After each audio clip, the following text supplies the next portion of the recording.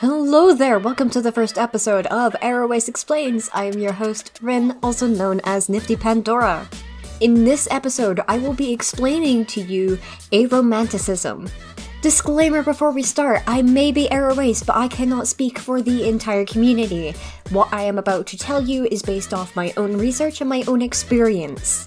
Any and all terms are subject to change as language evolves and society around us changes. This script and recording was done in autumn of 2022. New information may come out after this point.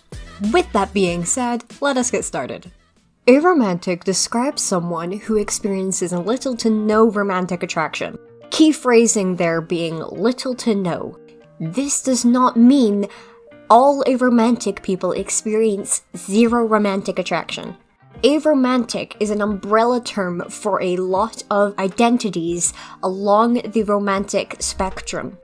If you experience no romantic attraction, or you have conditions on your romantic attraction, or there's just this completely random thing that fluctuates, you may be aromantic. If you don't experience zero romantic attraction all the time, there may be another label under the aromantic umbrella that fits you as well, but you are still aromantic. Now, the question that a lot of people have, how do you know if you don't experience romantic attraction? This is genuinely a really difficult question, and I can understand why you may be confused. For me, it just feels like I can't get to that point with someone. I can't develop that romantic feeling. There's like a line between friend and romantic relationship, and I don't cross it. I don't have that person or people, if you're polyamorous, that I want to spend the rest of my life with, that I want to hold, I want to kiss, I want to be for them in a romantic sense. Do I have friends that I am super close with and would absolutely cuddle if they asked me to? Yes. Do I consider those romantic relationships? No. What you need to do if you think you may be aromantic is assess all of your relationships and go, how do I feel about this person? Do I want to hug and kiss them? Do I want to hold them? Do I want to be with them? And if the answer's no, and you've never had that, there's a chance you may be aromantic. Are you capable of going on blind dates for the potential of developing that romantic relationship? Would you go out of your way to go ask someone on a date? Would you accept being asked on a date? These are all questions you need to ask yourself. In future videos, I will go over other terms that are under the aromantic umbrella so you can get a better gist of are you aromantic. So if you want to wait until I post those videos, feel free. But queer's always a good label if you're unsure. Because Aroace people are queer. We are part of the LGBT community. I'm now going to talk about some of the history of the aromantic community and our beginnings. Feel free to skip this part if you don't want to learn about it. The aromantic community is one of the newer communities. Our roots seem to have started in the early 2000s. Obviously, we existed before this, but there wasn't really a community yet that we kind of see now. For what I'm about to say, I'm going to be using the research found on the Aromantic Spectrum Union for Recognition, Education, and Advocacy website. The first use of the term aromantic is found in the comments of a poll run by AVEN, which is the Asexual Visibility and Education Network. In this poll, we see the use of the term asexual as one of the options of orientation, which nowadays we would just call Aroace. We see the first comment to use the word aromantic 2 years after the poll has begun. They say, surely aromantic asexual would be a better way of describing it. The question goes unanswered.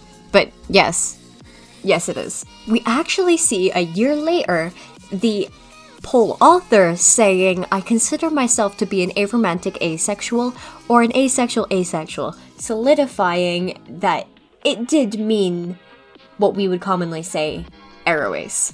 Now, the term aromantic may have been in use before all of this poll nonsense, but I myself can't find an earlier citation, so let's just go with this. We do, however, find people before this basically referencing Aromanticism and asking for a term without any answer.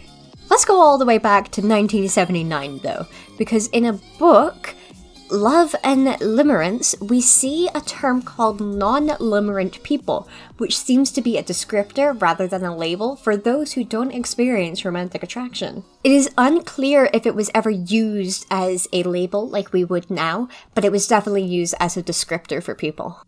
Throughout history, there have been many people who have been described as not experiencing romantic attraction, and I would like to think if we pulled them into the present day, they would like to use the term aromantic. Unfortunately, we can't do that, and I don't personally like to put our modern day labels on historical figures because we can't know for sure that that's a term they would have been comfortable with. However, if any of you guys are a necromancer, please let me know so we can label them. Thank you. And now, the moment I think you all have been waiting for, because y'all just like listening to me talk about controversial stuff. Are aromantic people part of the LGBT community? Yes! I will go more into that in my video about asexuality, but right now, no. To deny Aromanticism as part of the LGBT community is to deny asexuality, so I will cover that in the other video. And to tie off this video, I just want to let you all know, being aromantic is okay. You are not broken. There's nothing wrong with you, okay? If you do not feel loved and supported right now, I promise you, there will be someone out there who will love you for who you are. Platonically. And until then, I love you. Okay. If you guys would like me to cover anything specific, please feel free to use the form in the description to ask. I will see you next time, my lovelies. Bye-bye now.